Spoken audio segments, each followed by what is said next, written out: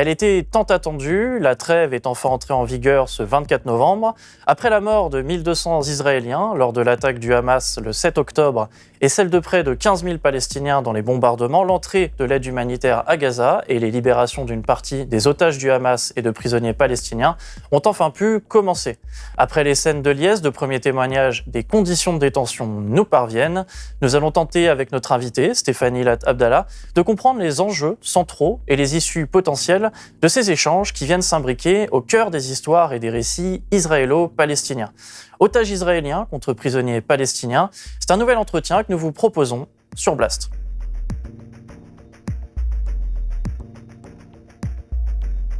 Stéphanie Lat Abdallah, merci d'être avec nous aujourd'hui sur Blast. Vous êtes directrice de recherche au CNRS. Vous êtes notamment l'auteur sur cette région que vous connaissez bien, notamment d'un ouvrage, La toile carcérale, une histoire de l'enfermement en Palestine, Bayard. Merci encore d'être avec nous aujourd'hui. Vous allez revenir avec nous sur les marqueurs historiques et les enjeux de ces libérations d'otages et de prisonniers qu'on peut observer depuis maintenant une semaine.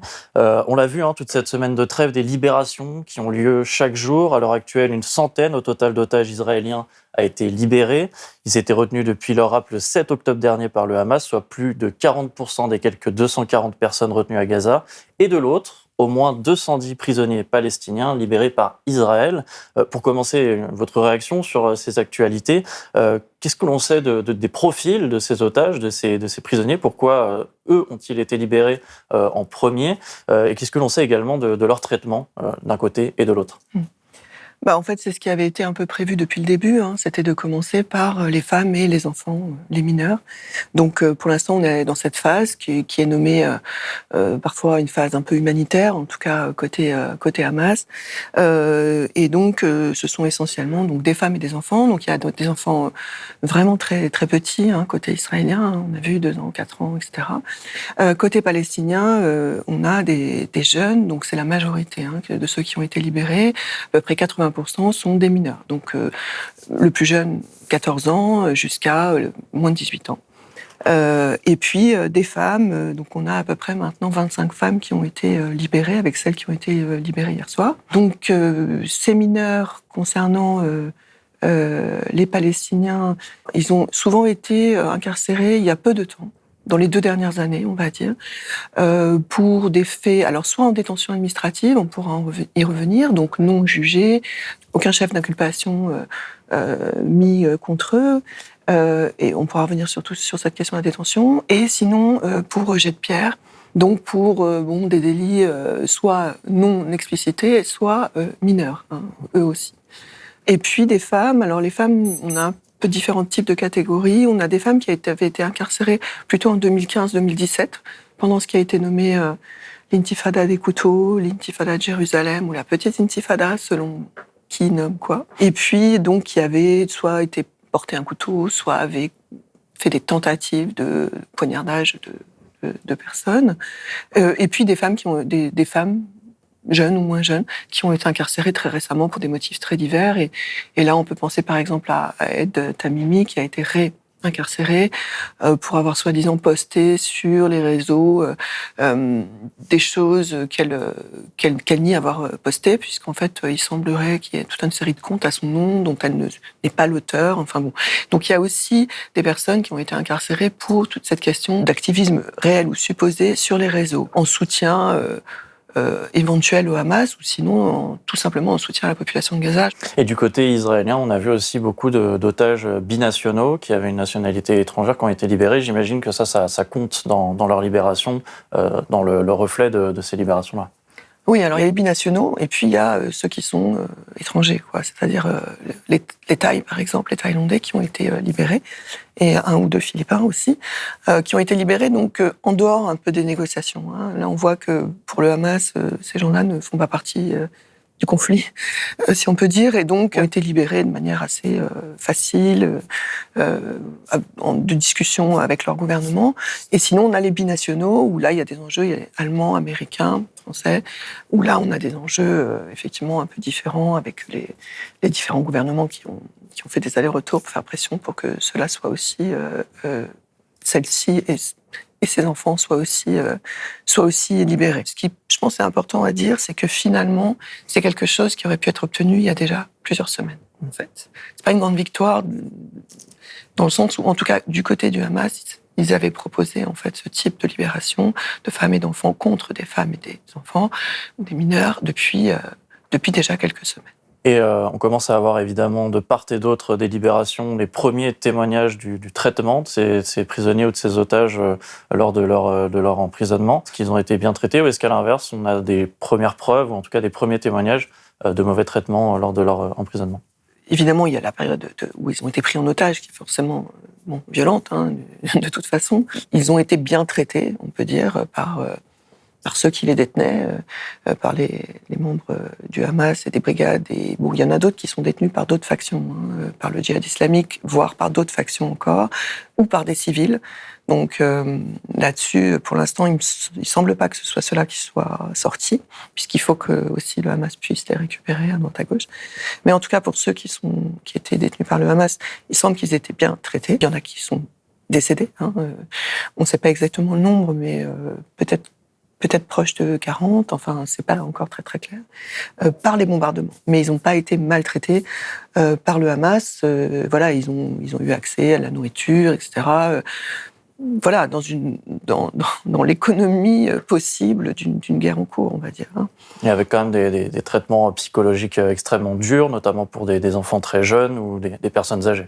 De facto, oui, de facto. Enfin, se retrouver otage, pour certains dans des maisons et pour d'autres dans des tunnels, pour un enfant de 2 ans ou pour une personne âgée, dans des conditions sanitaires et de vie, avec des bombardements. Effectivement, c'est forcément une situation, de toute façon, extrêmement traumatisante, quoi qu'il arrive.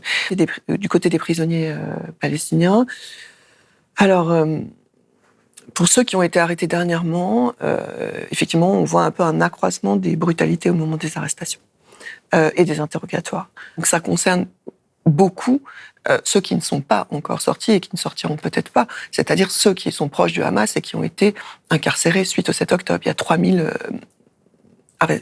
incarcérations supplémentaires depuis le 7 octobre. Il n'y a pas que des gens du Hamas, mais il y a aussi ceux-là. C'est aussi lié au système de la preuve. Enfin, bon, là aussi, c'était lié à la nécessité d'avoir des informations pour pouvoir mener cette guerre aussi.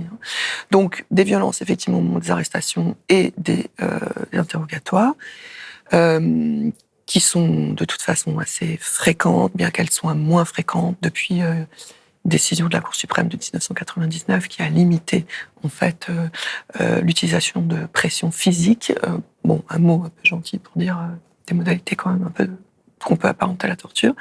Donc qui a limité ces choses-là, mais qui n'est pas complètement empêché et qui aussi ouvert la porte à des formes de pression de type psychologique assez fortes. Donc on a vu un renouvellement de ce type de pratique. Et par ailleurs, en prison, en détention, depuis que Itamar Ben-Gvir est devenu ministre de la Sécurité intérieure, on a vu un rétrécissement en fait des droits en fait des prisonniers dits de sécurité, puisque c'est comme ça qu'ils sont considérés. On pourra aussi y revenir à l'intérieur des prisons, avec limitation de l'accès aux douches, à la cantine, avec arrêt total des visites familiales, empêchement des appels téléphoniques qui avaient seulement été permis depuis 2019 aux prisonniers de sécurité. Bon, toute une série de mesures qui étaient déjà là en fait et qui se sont accentué depuis le 7 octobre, donc dans une sorte de rapport un peu de forme de vengeance, si on peut dire. Et alors on le voit, les négociations continuent de part et d'autre pour plus de libération. Je rappelle, environ 40% des quelques 240 personnes israéliennes qui ont été détenues le 7 octobre et qui sont retenues à Gaza ont été libérées. De l'autre, au moins 210 prisonniers palestiniens. Et donc, est-ce qu'on pourrait revenir avec vous sur cette distinction très importante qui différencie bien prisonniers d'otages? Quelle est la différence entre ces deux statuts, tant sur le plan de la définition, mais également de cette valeur juridique importante? Alors là, les questions juridiques, je pense qu'elles sont un petit peu complexes parce qu'elles sont très politisées dans ce contexte. Aujourd'hui, les prisonniers palestiniens en Israël emprisonnés pour des questions relatives à la sécurité, et là-dessus, la compréhension est large et je vais l'expliciter, sont donc considérés comme des détenus de sécurité. Il y a aussi des Palestiniens incarcérés comme droit commun. Mais ça va être beaucoup plus des Palestiniens d'Israël, voilà, pour des crimes divers, de droit commun. Mais l'essentiel des Palestiniens qui se situent dans les zones occupées sont le plus souvent incarcérés comme détenus dits de sécurité. Détenus de sécurité, ça n'a pas une valeur juridique, en fait, en tout cas en droit international et même en droit israélien, c'est une qualification. C'était au départ des dispositions administratives qui sont devenues une loi de type secondaire, etc. Mais c'est une manière de classifier les détenus et ce qui a certains effets sur les droits en détention et c'est un mode de gestion de la peine. C'est-à-dire que quand vous êtes détenu de sécurité, par exemple, vous n'avez pas de gestion individualisée de la peine, de remise de peine possible, très très rare. Il y a une disposition qui permet la réduction d'un tiers de la peine, mais elle est très très rarement appliquée pour les prisonniers de sécurité. Donc a priori, pas de gestion individualisée, c'est-à-dire si vous êtes condamné, et les modes de condamnation sont très lourds, et j'y reviendrai en 2020, les chiffres qu'on a sur les gens ceux qui avaient été condamnés, puisqu'il y en a d'autres qui sont en attente, etc., 40% étaient condamnés à des peines de plus de 20 ans. Et en fait, ce qui caractérise aussi l'incarcération de sécurité vis-à-vis des Palestiniens, c'est deux choses. À la fois des peines très lourdes, et à la fois plusieurs incarcérations dans les trajectoires et dans les vies. C'est-à-dire les gens rentrent et sortent de prison beaucoup. Et donc, il y a un certain nombre de droits, ou de droits qui ont été acquis, d'ailleurs, au fil de l'histoire, beaucoup par des grèves de la faim et des luttes internes des prisonniers. Il n'y avait pas de droit établi au départ, en fait. Donc, ils ont réussi à obtenir un certain nombre de choses. Mais en tout cas, pas de gestion individuelle de la peine, pas de remise de peine. Il n'y avait pas d'accès à des téléphones publics jusqu'en 2019, pas le même régime de visite, pas du tout les mêmes activités possibles en détention, etc. Enfin, c'est toute une autre organisation et ils sont maintenus dans des espaces qui sont très étanches par rapport aux détenus de droit commun. Donc, pour les Palestiniens, il ne s'agit pas de détenus de sécurité.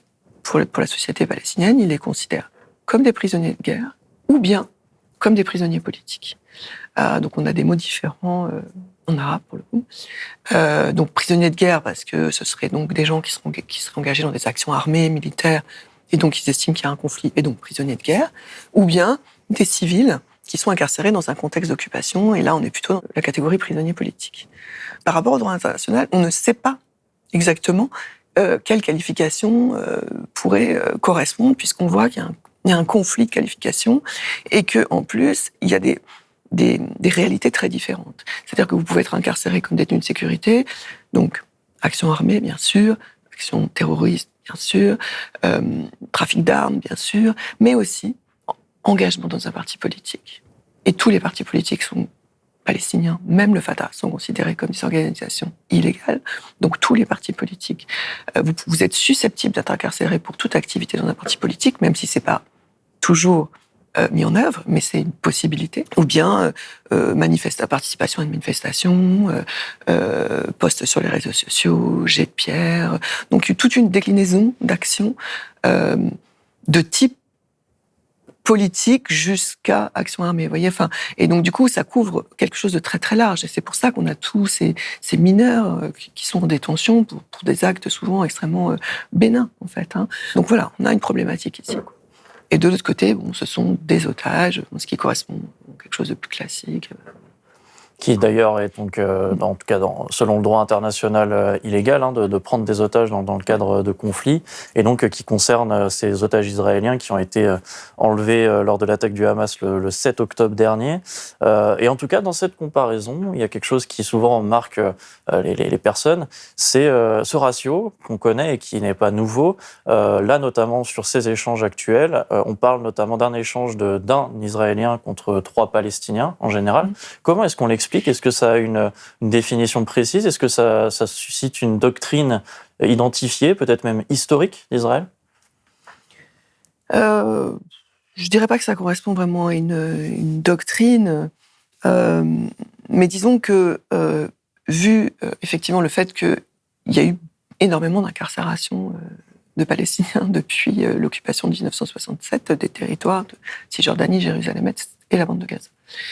On considère que depuis 1967, 40% des hommes sont passés par la détention. Donc, quasiment un homme sur deux. Donc chaque famille est concernée, tout le monde est concerné. Donc il y a une emprise très très forte de cette question du carcéral, et comme je disais, pour des motifs qui peuvent être très larges. Et il y a une emprise du carcéral à plusieurs niveaux. C'est pour ça que j'ai parlé de cette toile carcérale. C'est-à-dire qu'à la fois, il y a une réalité des incarcérations massives qu'on peut constater avec le nombre de personnes qui passent par les prisons. Et en même temps, il y a une virtualité, une potentialité d'incarcérés. Et ça, c'est par exemple lié au fait que tous les partis politiques sont considérés comme illégaux. Donc à partir de là, même si c'est pas toujours actionné, vous pouvez être incarcéré. C'est aussi lié à cette compréhension très large de qui porte atteinte à la sécurité, si vous êtes dans une manifestation, si vous jetez des pierres, etc. Donc du coup, il y a cette emprise qui est comme ce que j'appelle une détention suspendue, en fait. C'est cette possibilité d'être détenu qui rajoute cette emprise du carcéral. Donc qui sont, de l'autre côté, les personnes susceptibles d'être échangées, donc soit des soldats capturés, soit des otages. On a beaucoup plus été dans...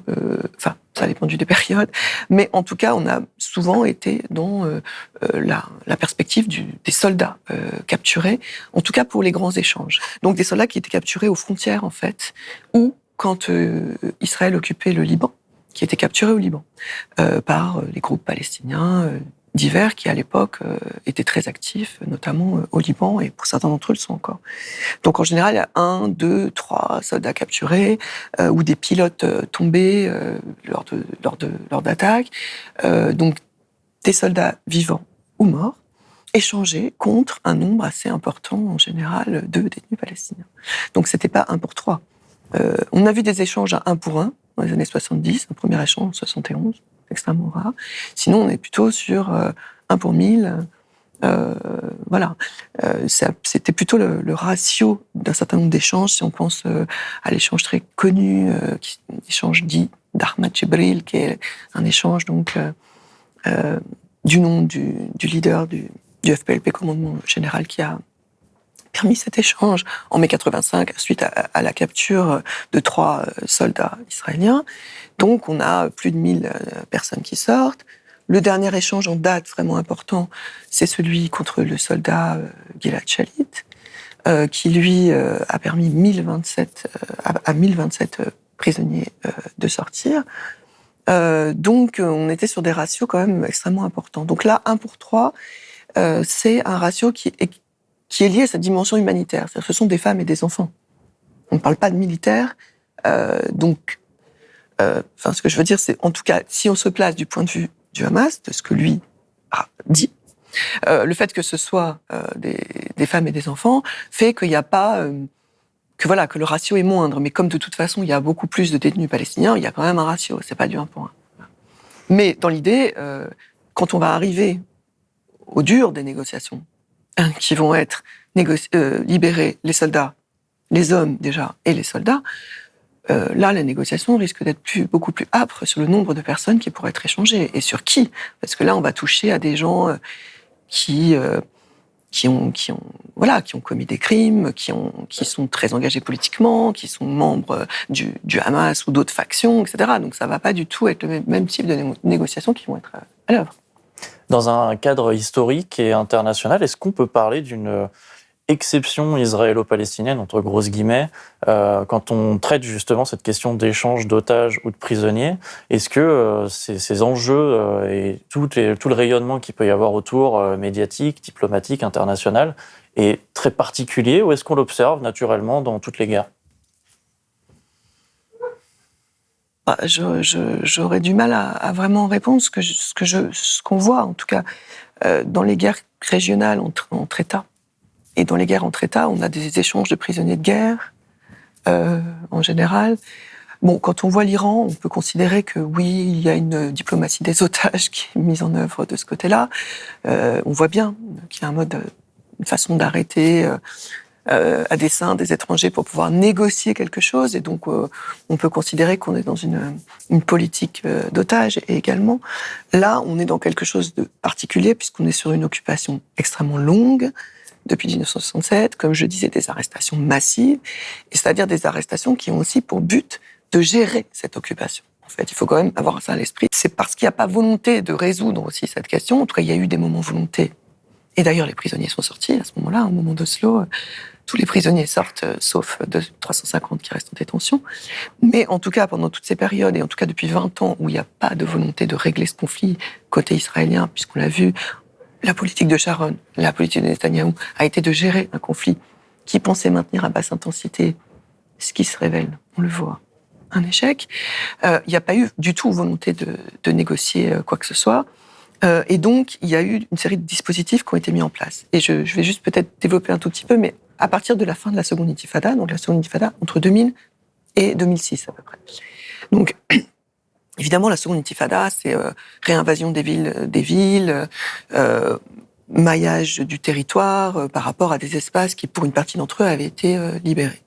Donc, avec cette seconde intifada, quand l'armée se retire, en tout cas des centres-villes, met en place toute une série de dispositifs en fait un peu différents pour gérer de façon durable un conflit censé se maintenir à basse intensité, tout en maintenant à la fois l'occupation et en permettant la progression finalement de la colonisation, puisque c'est ce qu'on voit aujourd'hui. Et donc ces dispositifs, c'est à la fois tout un système visibles, territorialisés, les fameux checkpoints, qui sont, on en a à peu près 600 à l'intérieur même de la Cisjordanie, qui sont pas toujours actionnés, qui sont fixes au volant, etc. Et puis quelque chose de plus structurel, qui sont ces arrestations, la politique d'arrestation et la politique de permis, et qui se nourrissent mutuellement, si je peux dire, dans la mesure où ça permet de mettre en place toute une gestion assez individualisée du risque, autour de certaines personnes qui auront une capacité de se déplacer en accord avec cette échelle de risque sur lesquelles ils sont placés, et aussi le fait de faire passer par le système pénal, parce qu'il y a des gens qui sont arrêtés, qui sont jugés, qui ressortent. Enfin, il n'y a pas que ceux qui restent incarcérés, quoi. Il y a toutes ces arrestations, ce passage par l'interrogatoire, ce passage par les tribunaux militaires, etc. permet aussi une connaissance extrêmement précise de la population, pour le coup, de la population de Cisjordanie.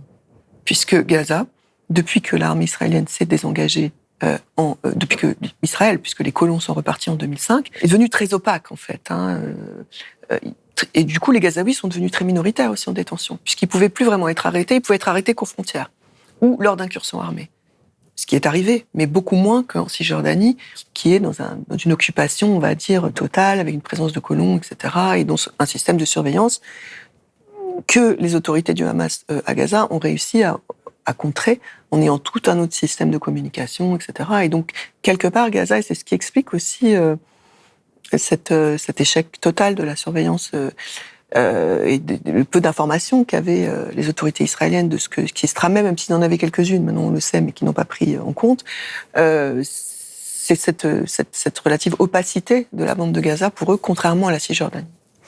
Et donc on va revenir un petit peu sur cette question de l'emprisonnement qui, vous l'avez très bien dit, est venu marquer et finalement est propre au récit propre des Palestiniens, avec quelques chiffres qui nous sont rapportés par l'ONG israélienne Hamokt. 6700 prisonniers palestiniens dans les prisons israéliennes, 2300 condamnés, 2300 en attente de procès, plus de 2000 détenus administratifs. Et vous l'avez dit, ce chiffre, 40% des hommes palestiniens passés par les prisons israéliennes depuis 1967. Alors dans l'actualité plus proche, on l'a vu juste après l'attaque du 7 octobre par le Hamas, des mesures d'urgence ont été adoptées par le gouvernement israélien pour permettre de durcir les conditions de détention et également les capacités des prisons israéliennes. À quoi est-ce qu'on peut s'attendre depuis ces quelques semaines dans les conditions de vie de ces prisons? Écoutez, voilà, enfin, il y a déjà eu un durcissement, en fait, comme je disais, depuis l'arrivée de Ben Gvir. Donc maintenant, ce durcissement, il s'est accru avec le 7 octobre. Ce qu'on voit, c'est qu'il y a beaucoup d'arrestations en même temps qu'il y a des libérations. On a à peu près autant d'arrestations qu'on a eu de libérations aujourd'hui. Donc, on a eu beaucoup plus depuis le 7 octobre, mais là, depuis qu'il y a des libérations, on a au moins 150 qui ont été repris. Donc, il y a aussi cette question, et ça a vraiment trait avec ce que je disais de la toile, c'est que finalement, les personnes, quand elles sont libérées aujourd'hui en Cisjordanie, elles peuvent être réarrêtées à tout moment. Et du coup, il y a toute une série de pressions aussi qui sont exercées avec des conditions qui sont données, notamment aux personnes qui sortent, en leur disant qu'il faut interdiction de fêter les sorties, d'accueillir les détenus, de communiquer avec la presse, avec l'idée que sinon ils pourraient être immédiatement réincarcérés. Et c'est ce qui s'est passé par exemple après l'échange contre le soldat Gilad Shalit. Immédiatement 70 ont été réincarcérés. Donc je ne sais pas ce qu'on peut attendre. En tout cas, ce qui est clair, c'est qu'il y a un régime en détention qui s'est durci, ça c'est évident. Après, on s'imagine plusieurs choses, qu'à partir du moment où on va arriver sur des négociations plus dures pour qui va sortir, on aura peut-être plus d'arrestations d'un côté pour une sorte d'équilibre de négociation possible. Après, le Hamas avait posé certaines priorités en fait depuis 2011. En fait, il faut savoir que les tractations, elles ne sont pas nouvelles. Il y avait eu une guerre à Gaza en 2014. Il faut savoir qu'on est à la 7e guerre, ou en tout cas depuis 2005. Donc pendant cette guerre avec incursion, parce que toutes les guerres n'ont pas été suivies d'incursion. Parfois, c'était juste des bombardements, des échanges de roquettes, bombardements. Là, avec incursion, 2 soldats ont été capturés, alors morts d'après les autorités israéliennes. Le Hamas n'a pas confirmé. Et puis en 2015, 2 Israéliens, un bédouin palestinien arabe, s'était infiltré de son propre chef dans la bande de Gaza, et aussi un Israélien d'origine éthiopienne s'était infiltré de manière, semble-t-il, problèmes mentaux, et sont conservés, gardés à Gaza. Donc ces 4 personnes faisaient l'objet de tractations depuis 10 ans et qui n'aboutissaient pas, et qui étaient aussi des tractations qui allaient au-delà de la question de libération de prisonniers, mais qui voulaient aussi aller un peu plus loin dans la question d'un règlement politique du conflit, en fait. Et quand Ben Gvir est arrivé, de toute façon, comme ministre, c'était hors de question de négocier. Il ne veut pas, même là, il s'est opposé. Il ne veut pas du tout négocier sur ces questions. Quelque part, il était prêt à passer par perte et profit ses otages. C'était quand même assez... Bon, heureusement, c'est pas ce qui a été retenu. Et donc, ce qu'on sait, c'est que le Hamas a des priorités maintenant, qui sont donc à la fois faire sortir les 70 qui avaient été immédiatement réincarcérés après les libérations de l'accord contre Gilad Shalit en 2011. Déjà. Il veut aussi faire sortir ceux qui sont appelés les anciens, c'est-à-dire ceux qui sont incarcérés depuis avant Oslo, avant les accords d'Oslo, donc de 94-95, donc de très très longues peines, ceux qui sont malades, des malades chroniques, certains d'entre eux étant les deux, et puis, après les femmes et les enfants.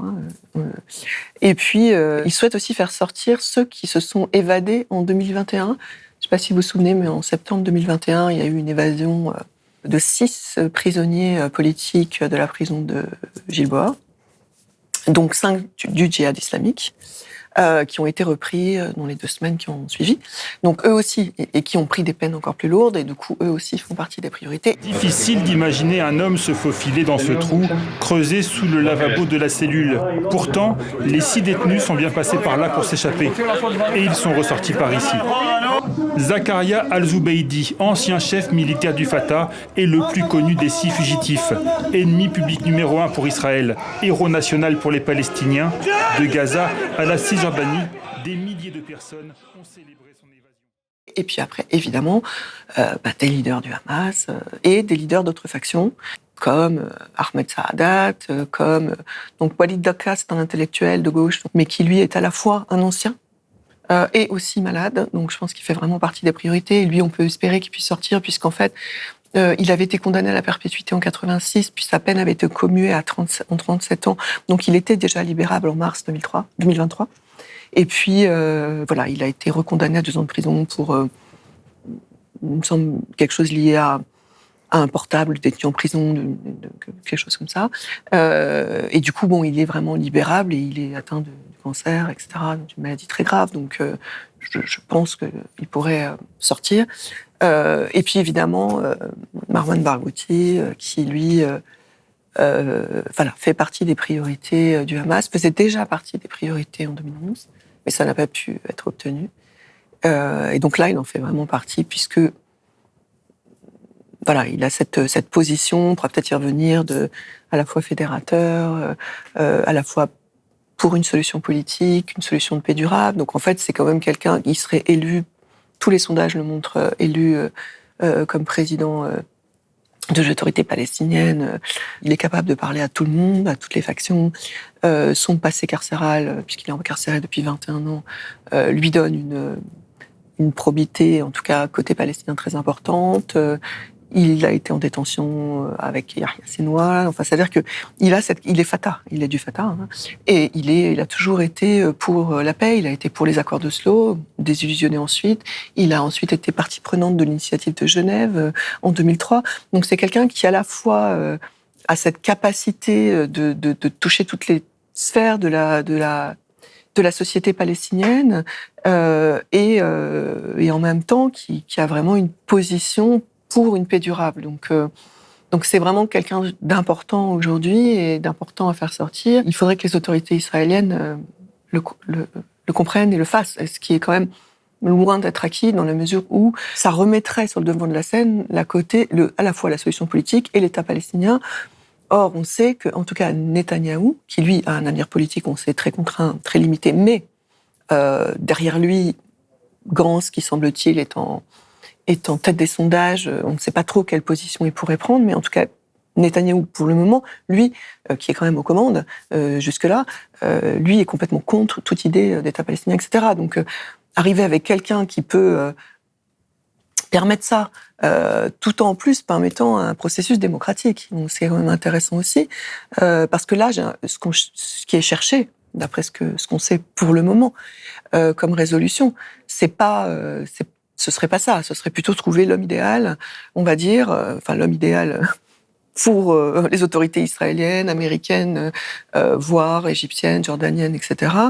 C'est-à-dire quelqu'un, en gros, qui permettrait de garantir une sécurité tout en éventuellement laissant faire la colonisation en cours, ou en tout cas ne proposant pas forcément une alternative politique réelle. Et là, donc, du coup, on se retrouvait dans un processus qui n'est pas du tout démocratique. Et je pense qu'il est quand même important de dire qu'on ne peut pas passer son temps, et c'est ce qu'on entend beaucoup, à reprocher à l'autorité palestinienne son déficit démocratique, qui est réel.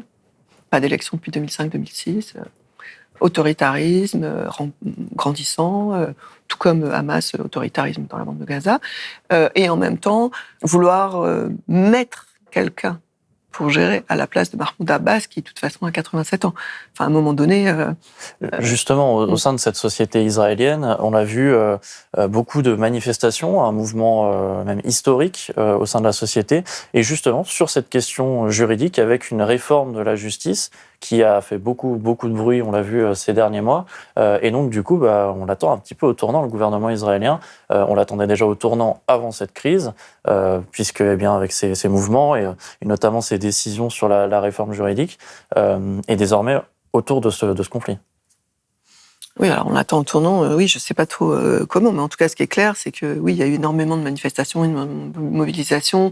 On avait toute une société civile israélienne extrêmement engagée sur ces questions de la démocratie israélienne et de cette tendance vers une démocratie de plus en plus illibérale, en fait. Et donc, cette crainte, cette volonté de protéger la démocratie israélienne, notamment en protégeant le rôle de la Cour suprême, en fait, hein, qui était quand même très, très mis en cause à ce moment-là. C'est bien ça l'enjeu. Maintenant, ces manifestations ne s'intéressaient pas à l'occupation, quasiment pas. Donc, il y avait deux choses très, très différentes. Et donc, ce qu'on voit aujourd'hui, c'est qu'à la fois, il y a aussi une droitisation encore plus extrême côté israélien, elle était déjà assez forte, suite aux attaques du 7 octobre, qui ont évidemment choqué, terrifié, etc. Donc, réarmement des esprits, et pas que des esprits, hein, puisqu'on voit le port d'armes facilité, du coup les gens se réarment, pas que les colons, hein, dans une idée de se défendre soi-même, Ben Gvir qui distribue des armes aux colons, et pour avoir vécu la période de la petite intifada sur place, c'est quelque chose qui arrive à chaque moment de crise aiguë, qui était moins aigu que ce qui se passe maintenant. On voyait les gens effectivement Enfin, on voyait des gens se balader avec des pistolets au-delà de l'arme de service, je veux dire, dans les rues, quoi. Donc il y a ça d'un côté, et pour le coup, là, des violences très fortes au moment des arrestations. Et ça, peut-être, faudrait y revenir, parce que ce qui est lié aussi en Cisjordanie à la manière dont les unités qui servent en Cisjordanie sont proches des colons, voire certaines sont des unités formées par les colons. Et donc, du coup, ce qui explique cette violence dans les arrestations, et donc, du coup, ce que je voulais dire par là, c'est qu'il y a ça, à côté, qu'on ne peut pas nier. Et d'ailleurs, côté palestinien aussi, un réarmement des esprits, avec cette idée que, de toute façon, il n'y a que la force qui fonctionne, etc. Et puis, côté israélien aussi, ces familles d'otages, en fait.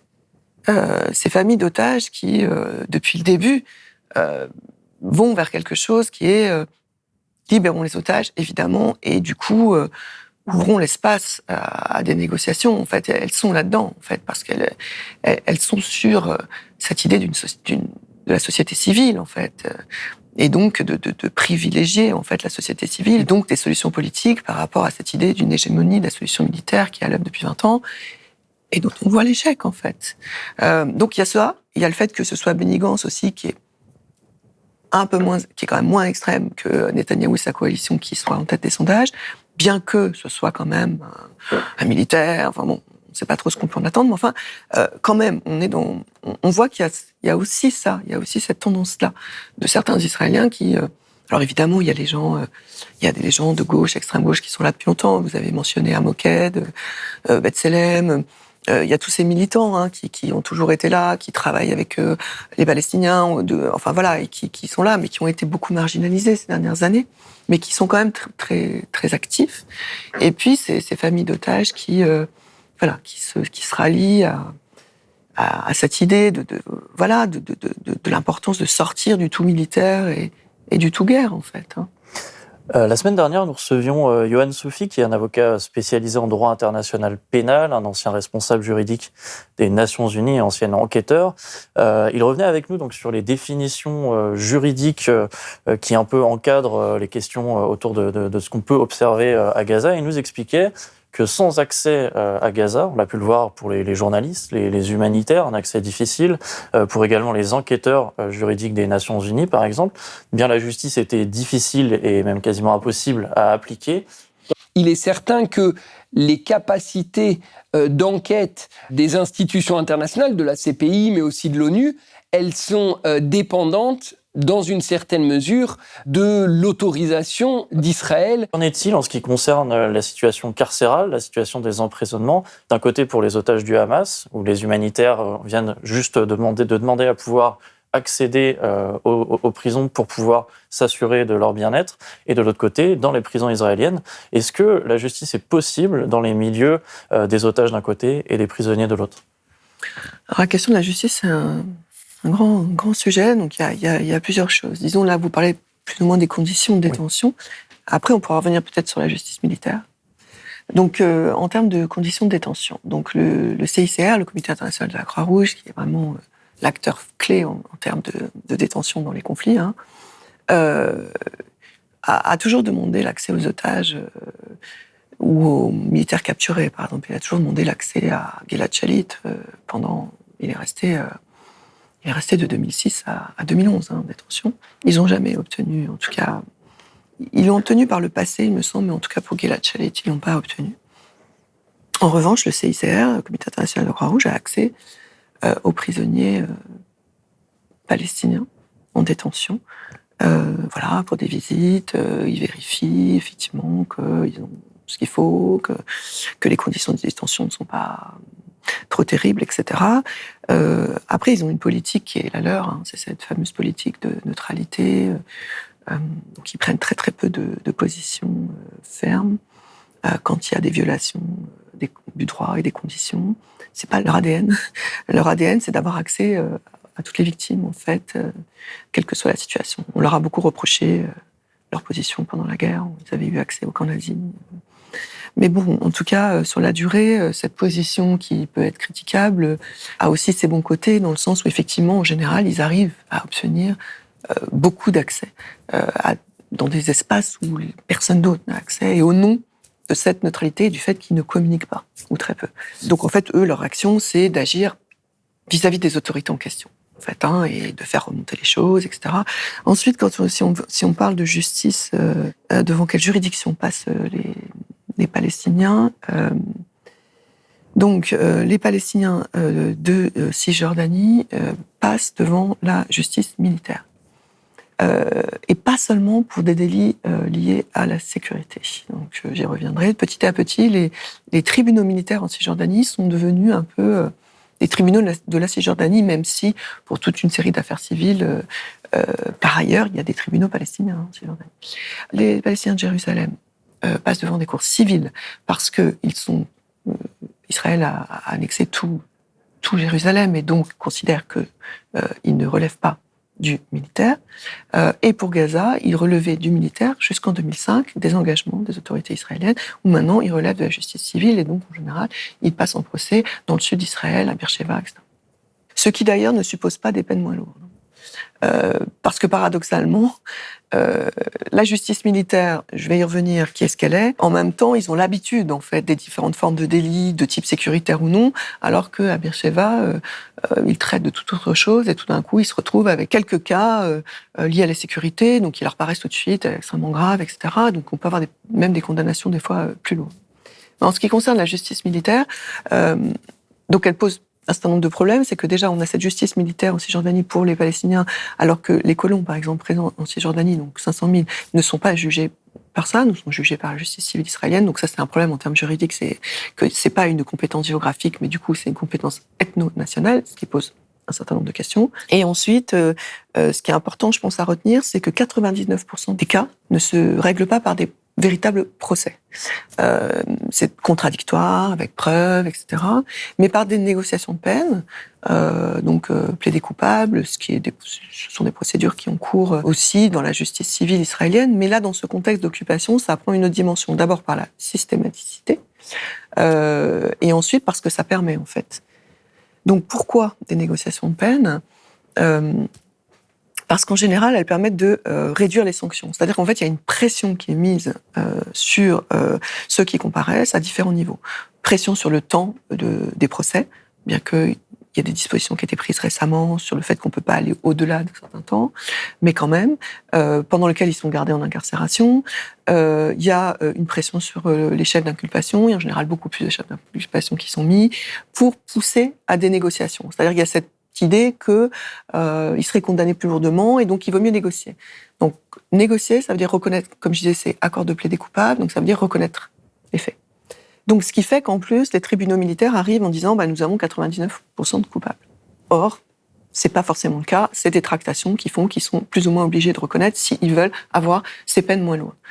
Sachant que vu le nombre de gens qui passent par la détention et par les arrestations, les avocats sont surchargés, il faut payer les avocats, il y a des ONG qui s'engagent, c'est toute une question qui grève beaucoup d'ailleurs aussi financièrement en fait la société palestinienne, puisqu'en plus il y a une tendance à l'accroissement des amendes en fait depuis 10-20 ans. Avec les peines, qui sont aussi un moyen de rendre ce système un peu moins coûteux côté des autorités israéliennes, puisqu'incarcérer tous ces gens, faire passer tous ces gens devant des juridictions, ça a quand même un coût. Donc on voit une hausse, mais vraiment sensible, des amendes qui ont, avec cette intention un peu de rendre un peu moins coûteuse ce passage par le système pénal. Et donc, en fait, très peu de procès contradictoires. C'est souvent des figures politiques qui s'engagent là-dedans pour des raisons politiques, ou alors parce qu'ils savent, pour le coup, parce qu'ils ont commis des actions qu'ils savent qu'ils vont être lourdement condamnés. Donc, allons au procès. Alors que pour des jeunes ou pour des gens qui ont commis des infractions bénignes, ça vaut pas du tout la peine, en fait, d'être beaucoup plus lourdement condamnés. Et donc, du coup, cette question des aveux de culpabilité, ça a aussi d'autres effets, c'est-à-dire que ça peut être des aveux de culpabilité par la personne elle-même, ou alors d'autres personnes sur un acte. Et ça a valeur juridique dans ce contexte de la justice militaire. Du coup, ce qui explique aussi les interrogatoires plus ou moins violents, etc.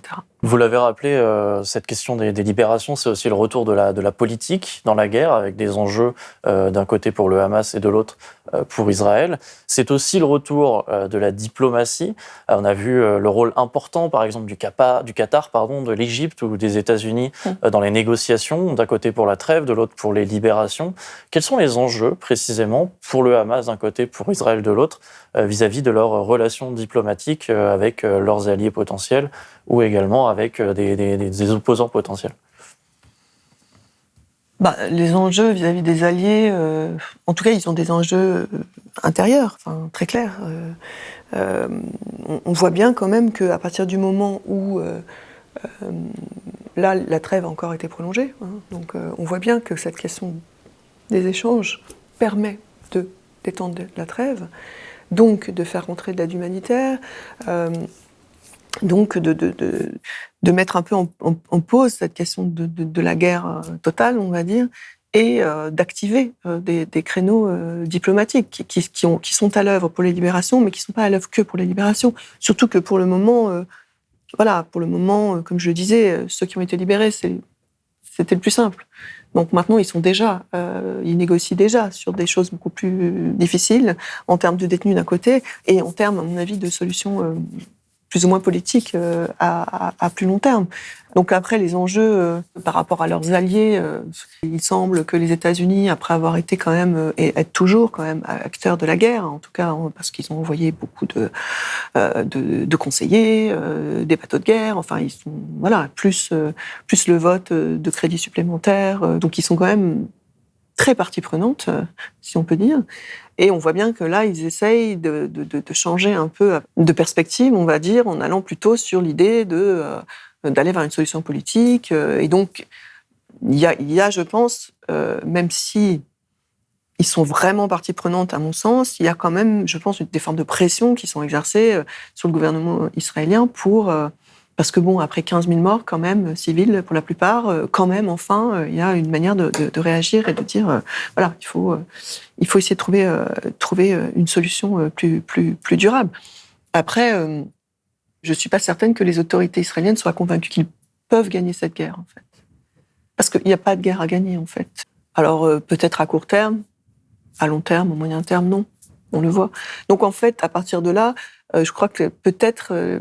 c'est ce qu'ils essayent de faire comprendre aux autorités israéliennes, et peut-être que les autorités israéliennes, même quelqu'un comme Netanyahou, se rend compte qu'il ne pourra pas gagner cette guerre. En tout cas, même d'un point de vue strictement militaire, on n'a pas l'impression qu'il y ait eu tant d'avancées que ça par rapport à la durée de la guerre, en fait. Il y en a eu, mais pas tant que ça. Il n'y a pas tant de commandants du Hamas qui ont été tués, majeurs, pas tant de combattants non plus. Les militants du Hamas, on les voit être là, même dans le nord de la bande de Gaza, sortir maintenant à l'occasion de la trêve, alors que les militaires israéliens sont toujours présents. Ça veut dire que l'armée israélienne ne maîtrise même pas tout le nord. Donc en fait, je pense que ces tractations avec les alliés sont dans deux sens. Et je me dis qu'ils doivent se rendre compte, ou en tout cas les Américains doivent, à mon avis, leur dire que la guerre n'est pas gagnable aussi, et que donc il faut aussi s'acheminer vers autre chose. Après, côté Qatar, ils sont en capacité d'avoir deux proches des Américains, proches du Hamas, en tout cas de la bande de Gaza, qui financent. On dit beaucoup qu'ils finançaient le Hamas, mais enfin, ils finançaient surtout, et beaucoup aussi, toute une série d'infrastructures à Gaza, puisqu'en fait, comme le Hamas considéré organisation terroriste, etc., il y avait très très peu d'acteurs internationaux qui étaient engagés même sur des choses vraiment de l'ordre de l'infrastructurel à Gaza, en fait, un petit peu les Suisses, mais sinon, donc le Qatar finançait aussi ça, il finance pas que le Hamas, il finançait la bande de Gaza en tant que lieu où vit plus de 2 700 000 personnes. Est-ce que vous pensez que cette trêve et cette question des libérations peut être une clé? On a vu les demandes continues d'un côté et de l'autre pour des listes de libération. Ou est-ce qu'à l'inverse, vous pensez que c'est un cul-de-sac et que les demandes ne pourront pas forcément aboutir dans un processus de paix? C'est une ouverture, on le voit. On voit que la trêve, comme je disais, continue. Il va y avoir d'autres libérations. Les libérations, c'est aussi, comme je disais, des possibilités politiques. Et ça, je reviens sur Marwan Barghouti. Je pense que c'est vraiment une possibilité politique réelle, en fait, pour se sortir, en fait, de ce conflit. En fait, je pense que ça dépend beaucoup plus de qui sera aux commandes en Israël que du côté palestinien.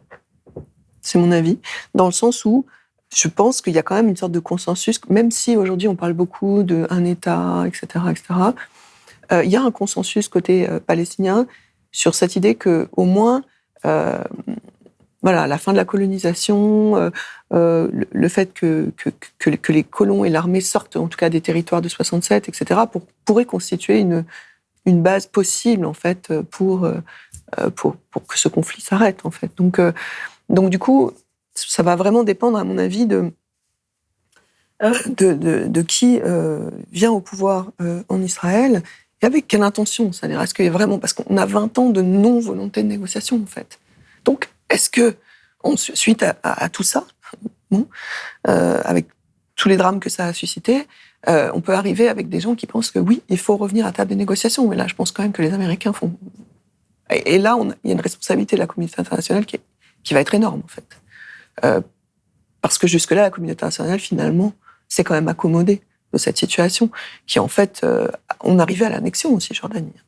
Enfin, c'était ça qui se profilait. Et de toute façon, là, maintenant, la situation en Cisjordanie est complètement terrible, avec des colons qui attaquent, etc. Et puis surtout, un enclavement, un encerclement, un assiègement de villes et villages par des colonies... et là, des colons qui, pour le coup, depuis le 7 octobre, se sentent, enfin, les colons les plus extrêmes, ce ne sont pas tous les colons, on pourrait revenir sur la diversité, mais bon, qui se sentent complètement libres d'agir. Donc voilà, si à un moment donné, il y a une réelle prise en compte, au bout de 20 ans, du fait que cette question palestinienne persistera, en fait, parce qu'il y avait cette idée que oui, alors avec les accords d'Abraham, c'était l'idée de Netanyahou, on va contourner. Voilà, on va faire les accords d'Abraham avec plein d'autres pays arabes. L'Arabie Saoudite aurait été vraiment un point vraiment très, très important. C'est quelqu'un qui finance beaucoup l'autorité palestinienne, donc qui est capable de faire pression sur l'autorité palestinienne pour qu'elle accepte les termes de ce que ça aurait supposé. Donc, quelque part, le maintien de l'occupation, en tout cas, le maintien de la colonisation. Donc, cette volonté de contourner la cause palestinienne et la communauté internationale, finalement, laisser faire ce contournement, ça ne fonctionne pas. Donc, du coup, si la communauté internationale... la France, en tout cas, le Quai d'Orsay, on a conscience. Mais après, on n'a pas forcément... Après, qu'est-ce que la communauté internationale est prête à faire pour imposer, d'une certaine manière, de revenir à cette solution politique ? Et là, les Américains ont beaucoup plus de leviers, il faut le dire, que d'autres, notamment pour des questions financières et d'assistance militaire et autres, quoi. Donc je pense que tout va dépendre des personnes qui arriveront au pouvoir après Netanyahou, et tout va dépendre aussi de la prise de responsabilité de la communauté internationale, les États-Unis en tête, en fait, de ça. Donc, pour moi... on a un interlocuteur palestinien possible, puisqu'en fait, le débat aussi depuis 20 ans, la grosse histoire depuis 20 ans, c'est de dire il n'y a pas d'interlocuteur. Enfin, ça, c'est ce que les autorités israéliennes disent. Il n'y a pas d'interlocuteur en Palestine. Mahmoud Abbas, c'est trop vieux, l'autorité palestinienne est corrompue, Bon. Il se trouve qu'il y a un interlocuteur, et surtout, il y a une possibilité d'aller aux élections, donc de résoudre la question de la démocratie, de la corruption, etc., et d'aller vers une solution durable. Et c'est pas le seul, je le cite parce qu'il est emblématique, mais il y a toute une génération, en fait, qui est prête à... Donc, en plus, je trouve que cette manière de vilipender comme ça Mahmoud Abbas est un peu abusive, parce qu'elle est portée juste à dessein pour expliquer que, de toute façon, on ne peut pas négocier, mais en fait, on ne veut pas négocier. Donc, parce que finalement, Mahmoud Abbas, il est critiqué par les Palestiniens pour la coopération sécuritaire qu'il maintient avec Israël, mais très critiqué, considéré comme quasi-collaborationniste. Enfin, c'est très violent maintenant. Et en même temps, il est complètement décrédibilisé par ces mêmes autorités qui bénéficient de cette coopération sécuritaire. Donc il y a quand même, là, on voit un jeu un peu de dupe. Et je pense que faut trouver une solution au conflit, il faut sortir aussi de ces jeux-là. Un grand merci de toutes ces explications et de toutes vos analyses, Stéphanie Latable-Dalla. Je rappelle que vous êtes directrice de recherche au CNRS et notamment l'auteur d'un ouvrage, La toile carcérale, une histoire de l'enfermement en Palestine, paru chez Bayard en 2021. Encore merci de votre présence sur notre plateau de Blast. Merci à vous. Merci d'avoir suivi cet entretien. N'hésitez pas à réagir en commentaire sur les enjeux de la gestion des prisonniers et des otages dans le cadre d'un processus de paix. Et comme toujours, vous pouvez soutenir une information indépendante en likant et en partageant la vidéo ou en faisant un don. Moi, je vous dis à très vite sur Blast pour de nouvelles actualités.